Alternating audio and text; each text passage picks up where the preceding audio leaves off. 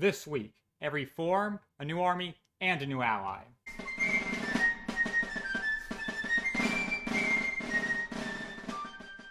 First thing this week is that reform. It might be a sorry thing to say, but so far Lincoln's army has been beaten in the saddle. While Davis has Stuart and Forrest and Wheeler and Van Dorn, so far no horseman has risen through the Union's ranks. This just can't be tolerated. So therefore, on the 13th, or 17th, or 19th, sources conflict, Major General Joseph Hooker elevates Brigadier General George Stoneman to the independent command of a cavalry corps. Hooker hopes that with this new cavalry, his information regarding Lee will increase, and that Jeb Stuart will meet his match. Next, that future army. On the 16th, the U.S. Senate passes the Conscription Act. I will cover the contents of this act if it passes through Congress and is signed, but the notion of conscription is important enough to talk about. Conscription isn't done by America. It wasn't until last year, in desperation, the CSA passed their own Conscription Act. Which raises the question, why now? For some, the answer is simple. The war has been going on for over a year and a half. After the losses of the war, there is a need to replace them, and if volunteers won't fill the ranks, then this is necessary. Others are more cynical. The incoming House of Representatives for the 38th Congress is more hostile to the White House and war effort. That there is a need for the Republicans to rush this through now. The idea of conscription is again frowned upon by the majority of people. But the army could use more men. The final thing this week is an ally, or more accurately, some politics within a possibly allied nation, the Cherokee Nation. To oversimplify the state of Cherokee politics, there are two groups, the National Party and the Treaty Party. The National Party goes back to the time of Andrew Jackson. They didn't want to negotiate with the president, while the Treaty Party negotiated the Treaty of New Dakota. But the Cherokee Council, and John Ross specifically, disapproved of this treaty.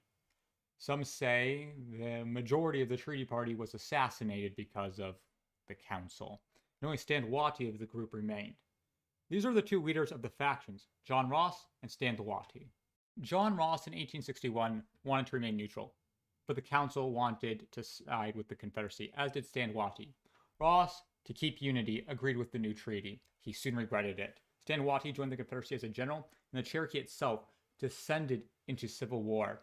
Many of the traditional Cherokee and abolitionists who joined the Ketowah Society stayed with the Union. More aristocratic and more mixed members of the Cherokee sided with the Confederacy.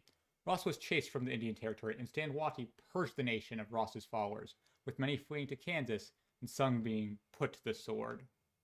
That was 1861 and 1862. It's now 1863, and the fortunes of war have turned in the Union's favor.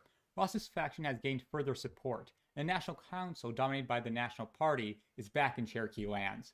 They use this time to push forward legislation, like their own Emancipation Proclamation, an act providing for the abolition of slavery in the Cherokee Nation. Being enacted by the National Council, that in view of the difficulties and evils which have arisen from the institution of slavery, and which seem inseparable from its existence in the Cherokee Nation, the delegation, appointed to process to Washington, are empowered and instructed to assure the President of the U.S. States of the desire of the authorities and people to remove that institution from the statutes and soil of the Cherokee Nation, and of their wish to provide for that object at once upon the principle of compensation to the owners of slaves, not as so to the government of the United States, as tendered by Congress to states, which shall abolish slavery to their midst. In case the government of the United States accede to this proposition, the said delegation are hereby authorized and instructed to enter into an agreement with the government for the immediate emancipation of all slaves in the Cherokee Nation, and African slavery shall therefore be abolished and forever cease to exist in said nation, and therefore it shall be unlawful for any person to hold a slave within the limits of the Cherokee Nation, and any person who before any of the courts of the nation having jurisdiction in the case shall be found guilty of holding a slave or slaves shall be fined in a sum not less than $1,000, nor more than $5,000, and any slave so held in bondage shall be forever free. So it enacted that it shall be the duty of all the solicitors throughout this nation to see that this law is strictly enforced within the limits of their respective districts. And in case any solicitor shall fail in the performance of his duty in any such case, it shall be complement for any citizen to prosecute the case before this proper court and see that the law is enforced. Solicitor, so failing to perform his duty, shall be punished as provided by law in other cases of similar delinquency. And all acts and parts of acts which may conflict with the above act are hereby repealed. Cowskin Prairie Lewis Downing, President, February 18th, 1863, National Committee, concurred in council with the following amendment commencing in the first page, 26th line, after the word dollars. And all fines arising from this act shall be put in the National Treasury. Springfrog, Speaker, National Council, by committee, February 19th, 1863. Lewis Downing, President, Committee, pro tempore, enforced. Then there is Sickles, triumvirate ascendant, star on the rise, yada yada. I'm gonna be honest, it's a nothing week, so let's talk about Butterfield. Reforms the military's music, introducing taps, his variation specifically, into wide service. Stickles stands by trying to get puritanical officers on Hooker's side using his trademark charm. But there isn't much to report other than less grimacing than when Hooker first took over. That's where the week ends, with the Cherokee National Council ending slavery, a cavalry contingent, and a possible national draft.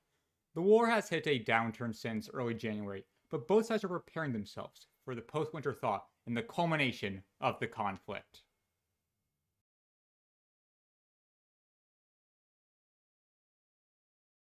Hello, it's the entire Civil Week by Week team here, and I would like to take the time to thank my patrons, Rick, I'm not even trying to pronounce your last name anymore, Sam Aronow, John Fox, and Kevin Mack. Your guys' support means the world to me. I would also like to thank everyone who watches whatever I do. Around now, you should be seeing recommended video, playlists, and subscribe.